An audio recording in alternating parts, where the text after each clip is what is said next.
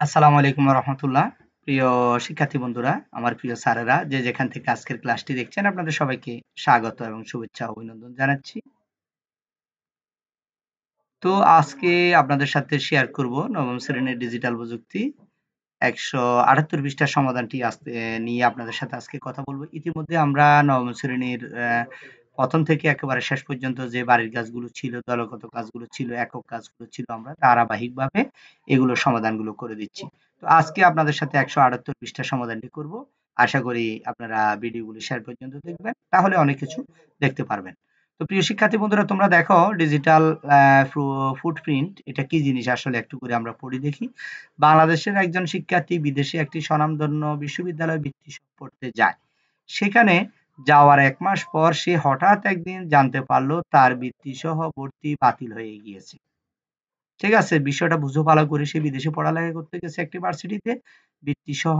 কিন্তু একদিন দেখল যে তার ভর্তিটা বাতিল হয়ে গেল। তাহলে কেন তার ভর্তিটা বাতিল হলো? এমন একটা কেনা এমন এমনটা কেন হলো তা জানতে চাইলে তাকে বলা হলো তার ডিজিটাল ফুটপ্রিন্টে নেতিবাচক রিপোর্ট আসায় বিশ্ববিদ্যালয়টি তার ভর্তি বাতিল করেছে।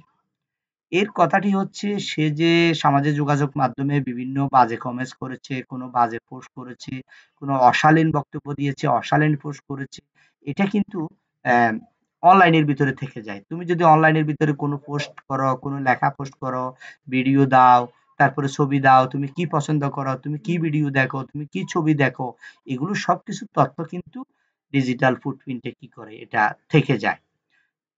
তখন সে এমন কিছু কমেন্টস করেছে, এই কমেন্টস এর কারণে তার ভর্তিটা কি হয়েছে? বাতিল হয়েছে। সে এমনভাবে কমেন্টস করেছে যেটা কিন্তু নেতিবাচক কমেন্ট, এটা বাজে কমেন্টস, ঠিক আছে?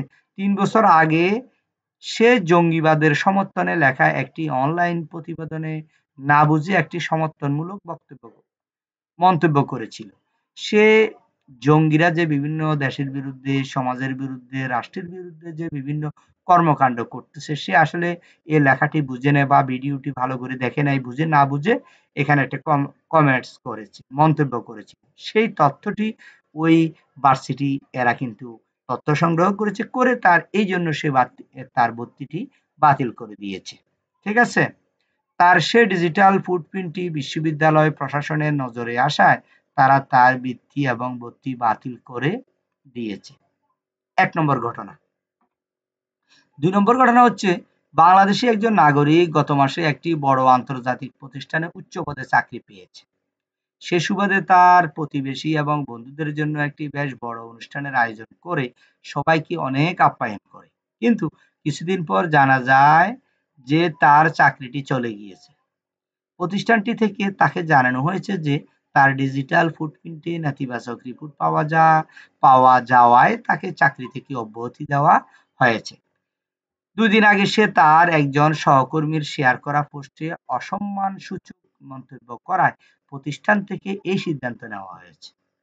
তাহলে দেখো, সে একটা প্রতিষ্ঠানে চাকরি করে, চাকরি করার পরে সে তার বন্ধুদেরকে সবাইকে ডেকে বাড়িতে দাওয়াত দিয়ে সবাইকে আপ্যায়ন করলো, ভালোভাবে খাওয়াইলো। কিছুদিন পরে দেখা গেল তার চাকরিটি নাই। তবে কেন নাই? ওই প্রতিষ্ঠানের তার এক বন্ধু একটি পোস্ট করেছে। ওই পোস্টের সে একটি বাজে অসম্মানসূচক একটি মন্তব্য করেছে এবং বাজে একটা মন্তব্য করেছে। এই মন্তব্যটি তাদের ওই প্রতিষ্ঠানের কর্তৃপক্ষের নজরে এসেছে এবং এটা ফুটপ্রিন্ট থেকে গেছে। ওরা যখন দেখলো আসলে লোকটি সুবিধাজনক নয়, সে একটা বাজে লোক এবং বাজে মন্তব্য করেছে, এই অপরাধে তার চাকরি থেকে তাকে অব্যাহতি দিয়েছে এবং চাকরি থেকে তাকে বিদায় দিয়েছে। তো আমার প্রিয় শিক্ষার্থী বন্ধুরা, তোমরা যারা অনলাইনে যে কি বিভিন্ন নেতিবাচক মন্তব্য করো, বিভিন্ন বাজে কমেন্টস করো তোমার বন্ধুকে বা তোমার বান্ধবীকে বা অন্য যে কাউকে, এটা কিন্তু অনলাইনে থেকে যায়, এটা ফুটপ্রিন্ট থেকে যায়। এই তথ্যগুলো নিয়েই মূলত চাকরি থেকে তোমাকে অব্যাহতি দেওয়া হবে। তো এজন্য যখন তোমাকে কেউ চাকরি দিবে, তোমার বিভিন্ন তথ্যগুলো কিন্তু এরা সংগ্রহ করবে। তোমার ফেসবুক আইডি তারা চেক করবে। তুমি কি ধরনের পোস্ট করো, তুমি মন মানসিকতা কি, তুমি কি লেখা পোস্ট করো, হ্যাঁ? এই বিষয়গুলো তোমার অনলাইন যে সামাজিক যোগাযোগ মাধ্যমগুলো রয়েছে, এগুলো চেক করেই তোমাকে চাকরিতে নিয়োগ দেবে। এবং তুমি যদি কোনো বাজে কমেন্টস করো, বাজে মন্তব্য করো, অশালীন মন্তব্য করো, অসভ্য মন্তব্য করো সরকারের বিরুদ্ধে, সমাজের বিরুদ্ধে, রাষ্ট্রের বিরুদ্ধে বা কোনো ব্যক্তির বিরুদ্ধে, এগুলা কিন্তু তোমার অনলাইনে ফুটপ্রিন্ট থেকে যায়। প্রিয় শিক্ষার্থী বন্ধুরা, এবার দেখো ডিজিটাল মাধ্যমে কোনো তথ্য শেয়ার করা বা কোথাও কোনো মন্তব্য করার ক্ষেত্রে সতর্কতা বজায় রাখবো। ১ নাম্বার, তাহলে আমরা অনলাইনের ভিতরে বিভিন্ন কারো লেখায়, পোস্টে, ছবিতে, ভিডিওতে কোনো মন্তব্য করতে আমাদের কি রাখতে হবে? সতর্ক থাকতে হবে।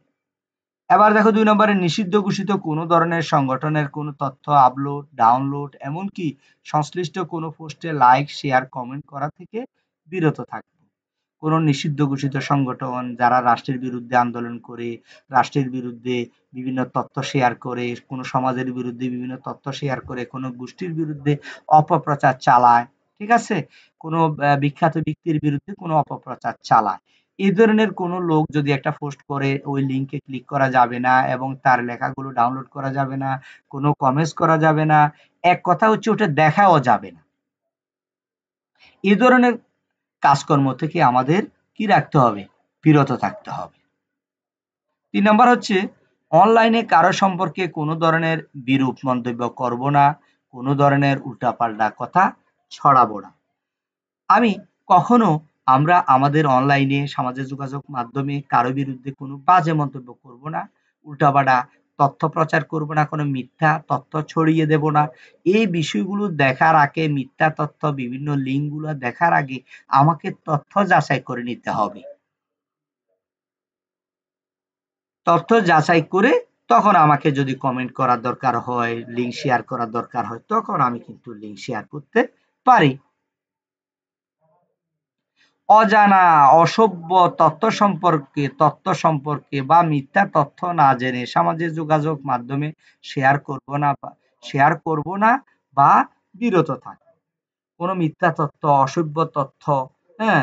বিভিন্ন বাজে মন্তব্য, বাজে ভিডিও, এ ধরনের বাজে সরকারের বিরুদ্ধে, সমাজের বিরুদ্ধে কোনো তথ্য, এগুলাতে কখনো আমরা শেয়ার করব না, বাজে মন্তব্য করব না, কোনো পজিটিভ মন্তব্য করব না, এগুলো আমরা দেখবও না। ঠিক আছে?